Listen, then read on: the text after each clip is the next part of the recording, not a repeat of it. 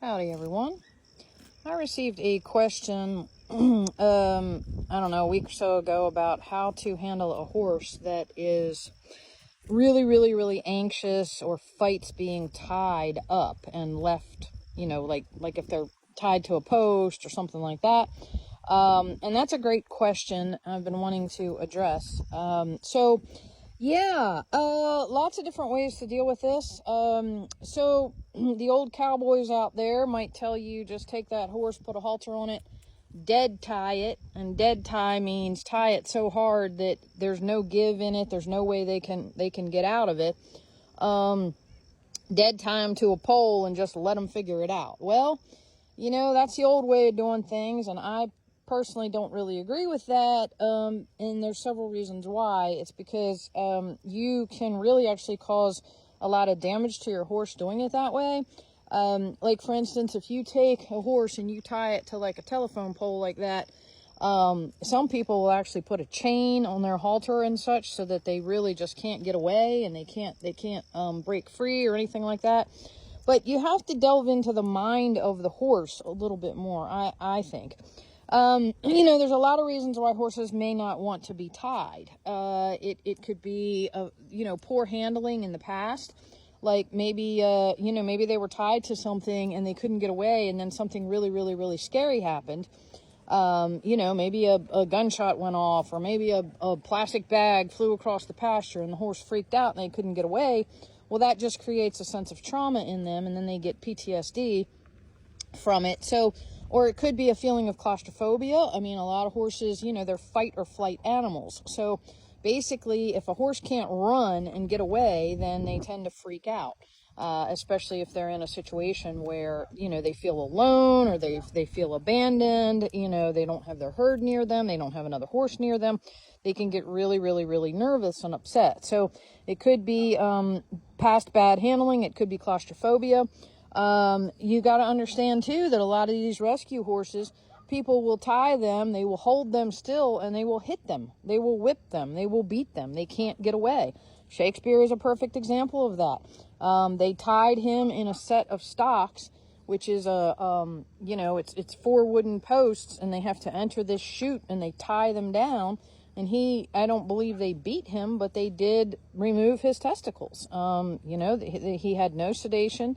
He had no, there was no vet, nothing. They tied him up in a box, and they removed a part of his body without his, and so he experienced a whole lot of trauma from that. And so when I had first gotten him, if I had tried to dead tie him to something to where he couldn't get away, he would just really have a panic attack.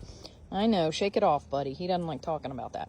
Y'all are going to think I'm crazy, but I swear this horse understands every word I'm saying. But we're not going to talk about that. You're good now. Anyway, another reason why they may not like being tied is because it could just be foundational issues. Maybe they were just never taught, and they don't understand what it is. So the most important thing to understand about a horse is they are extremely sensitive to pressure. At the end of the day, a horse just wants to not have pressure on them, meaning they yield to pressure. That's the ultimate goal. So if I were to take a horse and tie them up, or put a halter on them, then, ideally when you're doing your groundwork, and groundwork is anything that you do on the ground with the horse, like if he had a halter right now on his face and I kind of pulled the halter a little bit, the obvious goal would be for him to turn his head toward me. Okay, once he starts turning his head toward me, I release. I mean, instead of keeping that pressure on, I just release the pressure.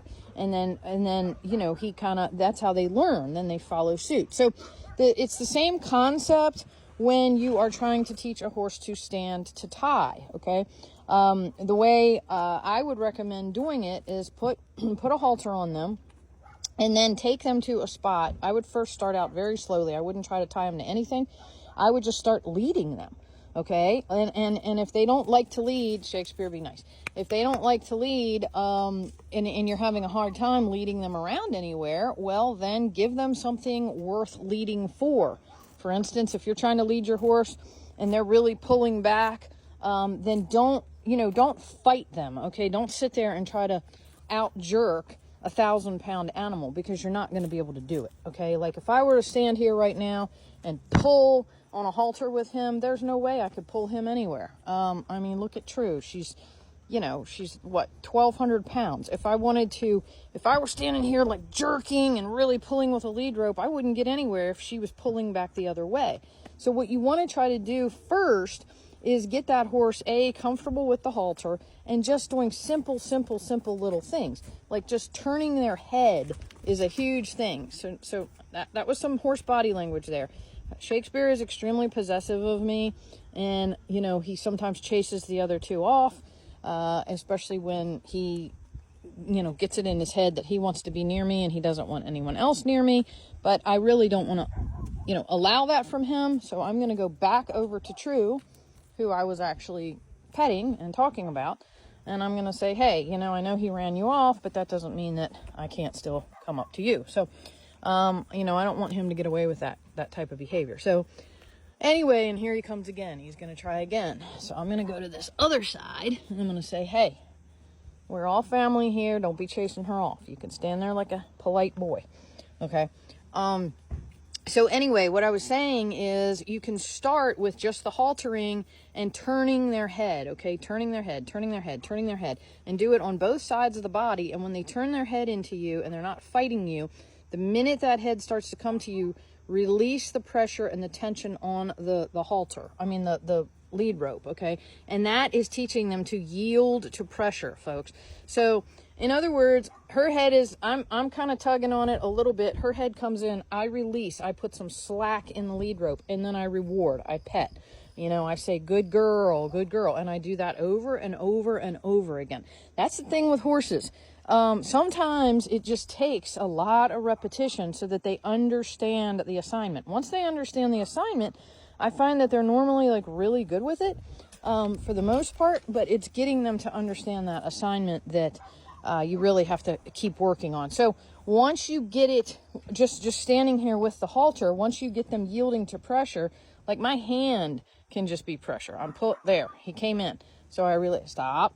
So I have my hand on the other side of his cheek. I'm going to pull him toward me. Well, that was a fly. I'm going to pull him toward me. He comes toward me. I'm going to release. I'm going to pull him toward me. He comes toward me. I'm going to release. I'm going to pull him toward me. He comes toward me. I release. And you notice that he hasn't moved his head back the other direction. So I pull him toward me. Head comes in. I release. Pull him. Head comes in. I release. And then ideally, I can just kind of come up to him at any point and I can say, hey, let me have that beautiful face. And he'll bring it right into me. But these are the simple little things that you can do, and then you can build up. If you don't even want to start with a halter, start with that. Start with them yielding to pressure. I mean, a tiny bit of pressure in my hand here, okay? And when I turn his head, well, again, that was a fly. But if I turn his head, there. He yields to pressure because he understands what that means. He's not fighting me on it, okay? So when you do get them on a halter, I mean, I would start with these really, really, really simple on-the-ground techniques. Put them in a space where they feel safe. Maybe you put them with their feed bucket and you put them on a halter, okay? And you just hold them there on that halter while they are eating, or hold them on that halter while you are grooming them, something that they like. But while you're doing it, while you're standing there with them and you're brushing them, take that lead rope, give it a little bit of a tug, let them turn into you. When they turn into you, release the pressure. It's all about teaching their brain to yield to pressure, okay? And that it's a safe space and it's okay to do. Once you build up to that, you can have them on a halter, and then you basically can take the halter. I mean, you can take the lead rope, you can get about 4 feet away from them, and then you just lean. He just wants to follow me over. You can lean back a little bit on that halter, and when you lean, on that lead rope. So just give it a little bit of tension, pull it towards you a little bit, and if you notice that your horse is really like fighting it and pulling back, don't jerk, don't go crazy, don't do anything, just hold. If you're able to, okay, just hold the pressure and comfort them with words, tell them that everything's okay, like keep your energy really, really calm, but just kind of, hold that pressure. Don't try to pull them forward. Just wait, just hold. If the line is taut, and like if that lead rope is really taut and they're pulling back, just hold as best as you can hold. And then the second you feel them kind of release and come toward that pressure, then or release the slack in that rope, that's when you release. Okay, you release your pressure. I'm not saying drop the rope. I'm saying just if you have a taut line and you notice that they give you any type of concession there and that rope goes a tiny bit slack, you immediately take a step forward and release the tension in that rope. And then you walk up to them, you tell them that they're good, you pet them, you reward them. I would not use treats. Personally, the only treat you need is right here in your hand. You walk up to them, you rub them. If you have a good relationship with your horse, they're going to appreciate that so much, folks. And then you just have to basically continue doing this, and you have to do it on every side of the horse, not just the front. Once you get them yielding to pressure when you're in front of them, then you come off to their right side and you do the same exact thing. If they so much as turn their head in a tiny bit, then you release that pressure. You reward. You go to the left side, you do the same thing. The minute you feel that slight reduction in tension on that line, you release that pressure and you go up and you reward. And then you just keep building on this, okay? And you can get special tools for this. Like you can get like a blocker ring, which is this little ring. It's a little silver ring thing. You screw it into something like a telephone pole or something. And it's a little ring and it's got a little flap thing in it, a little piece. And what happens is you can feed your lead rope through that, and it gives enough slack to where the lead rope can slide. So it slides, and it is a way of teaching them that there's a little bit of pressure, but they still have room to get away. That's the whole thing with horses. You have to let them know that they're not trapped, that there's a way out, or at least there's a way to safety. I mean, I'm not saying there has to be a way out all the time, but, it's just like when you're teaching a horse to load a trailer. What we do here is we take them up to the trailer, we have them just put 1 foot up in the trailer, and then we let them step back out. And then we get 2 feet in the trailer, and then we let them step back out, and we let them go pick some grass or something. And then we get 3 feet in or 4 feet in, and when they're 4 feet standing up in that trailer, we turn around and we walk them back out, and we give them we let them eat, we let them walk around, we let them relax a little bit, and then we walk them back up onto the trailer. And when they're on the trailer, we groom them, we feed them, we make it really, really, really nice for them. We make it a safe space for them. And then guess what? You haven't created a trauma around that trailer. You've created hey, this is kind of a cool place to be, and I'm okay. The weird noises are okay. It's the being put in a metal chute. It's okay because I'm safe. So, lots of different ways you can do things, and it's the same concept with tying. You have to let them know that there's some slack, that they can get back, and it sometimes takes a lot of trial and error, folks, but once you get them yielding to that pressure, then you can actually start tying them for very, very micro times, maybe like 3 minutes, 4 minutes, tie them, stay with them, okay? So that they know that they're tied, but they know that you're with them. And when they're tied, groom them, brush them, talk to them, massage them, let them know that they are okay. It's all about just teaching their minds that they're okay, and really getting them to trust you and trust that you're not going to put them in a bad situation, I can walk my horses pretty much through anything, not necessarily because they're not afraid of anything, but because they trust me and we have that relationship together. They know that if I bring something out into this field, I'm not going to hurt them with it.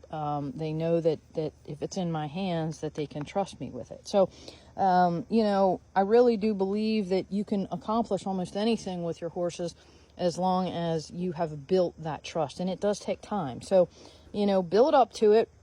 If you're able to tie them for 5 minutes while you're standing there, then tie them and walk away. Walk away about 10 feet. See how they react. If they remain calm, walk up to them and pet them. If they start to freak out a little bit, you can give them words of encouragement, and you can say, hey, you're okay, blah, blah, blah, blah. You just have to really keep at the practice and keep rewarding them, and don't do it for very long stretches at a time. I would work on this, maybe 15 minutes a day. You don't want to overwhelm them, but at the same time, you want to be consistent in whatever you do. And always remember, your rewards, folks. And always remember to try to keep your energy calm. If you sense that you're freaking out, then guess what? Your horse is going to freak out, because they are mirrors of us. All right. So if you're having a bad moment and you're full of anxiety because your horse is freaking out, then like walk away, go take a deep breath, do some yoga, do whatever it is you have to do. Take a deep breath, ground yourself, settle, come back to them, and let them know that everything is okay. Because they're gonna be reactive to us. So the more calm we can be with them, I mean, look how sleepy he is right now. So the more calm we can be with them, the more we can get accomplished with them. So just baby steps. Hope that helps. And if you think that this video might help anybody else out there, folks, I'd really appreciate it if you could hit all those 4 buttons. You know what they are. And yeah, just be safe out there. Take care of your horses and take care of yourself. All right. Bye-bye.